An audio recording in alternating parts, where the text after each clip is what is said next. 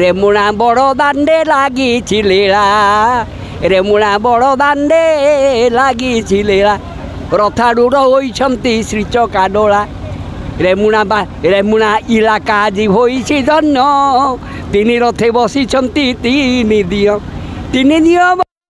ଭକ୍ତିର ଧାରା ରେମୁଣା ବଡ଼ ଦାଣ୍ଡେ ଲାଗିଛି ଲୀଳା।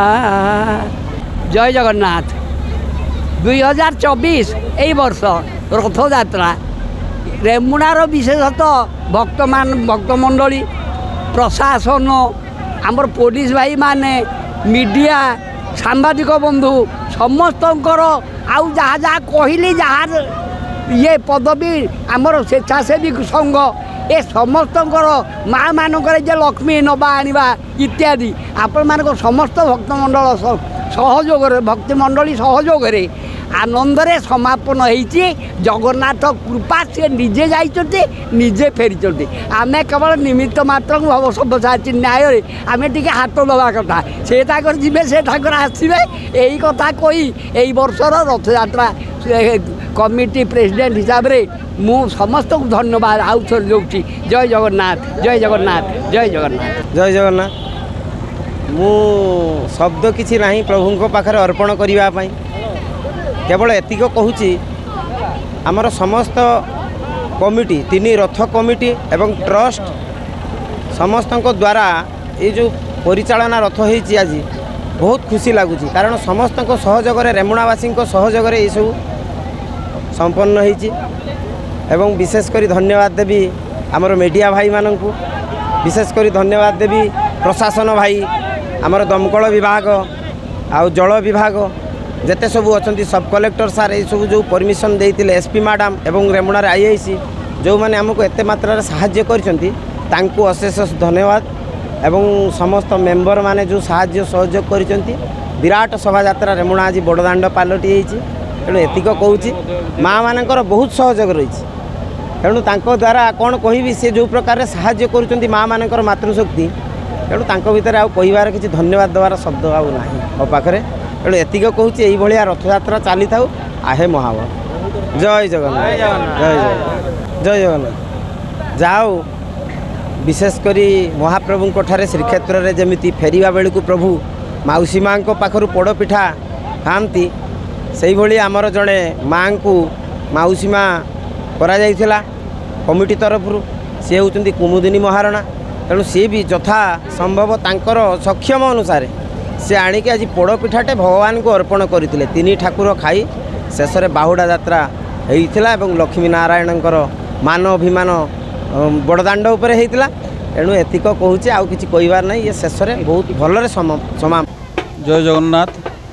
ମୁଁ ରେମୁଣା ସ୍ୱପ୍ନଜ୍ୟୋତି ଜଗନ୍ନାଥ ମନ୍ଦିରର ସାଧାରଣ ସମ୍ପାଦକ କାହ୍ନୁଚରଣ ବେହେରା ଆଜି এই ईश्वर टीवी माध्यम रे सारा रेमुणावासी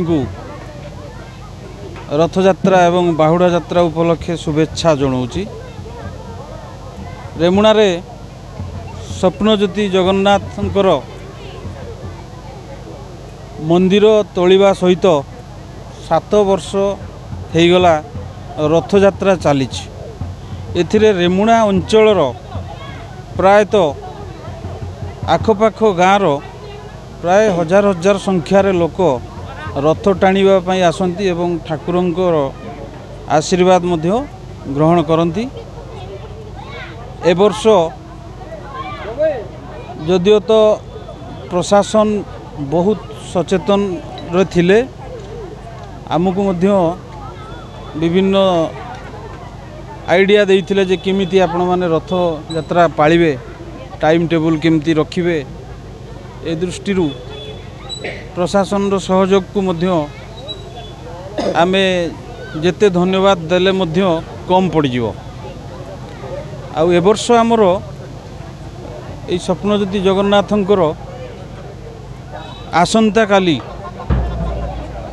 नूतन भाव एक सुनावेश व्यवस्था कराई। तेणु रेमुणा अंचलवासी सहित सारा बालेश्वर जिल्लार लोक माने यह उपभोग करें एथिरे आसिले आमे मध्य बहुत खुशी हो। आज बाहुड़ा यात्रा बहुत भल लोक होते शांति श्रृंखला भितर प्रशासन सहयोग रे आम रेमुणा जगन्नाथ मंदिर कमिटी मेंबर एवं रेमुणार लोकों द्वारा बाहुड़ा यात्रा भल समापन होईची। आगु को मध्य आमे आपण को जरिया रे लोकों को जनाऊँची जे आपण माने एथिरे आसंतु समस्ते भाग नियंतु आमे बहुत खुशी होबू एवं ठाकुरंकर काम भी सुचारू रूप से चलिबो आगामी दिन में।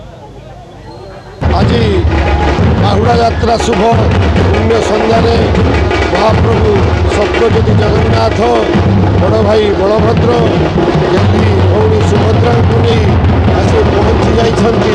रथ खलारे आनंद उल्लास सहकारे समस्ते जाइछंती। महालक्ष्मी ठाकुराणी मध्य जाइछंती। शह शह हजार हजार लोक अगणित भक्त अगणित जनता समुद्र रे महाप्रभु आसछंती। वाद्य वाद्य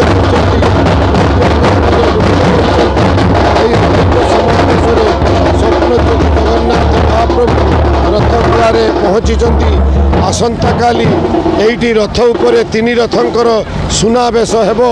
समस्त भक्त मान को अनुरोध से मैंने काली संध्यारे एइटी पहुँची प्रभु मानक तीन रथरे सुनावेश दर्शन करेंगे। आज सेपटे समस्त प्रसाद वितरण व्यवस्था करा जाइछि। आज रेमुणा बड़दाण्ड लोकारण्य हो जाइछि।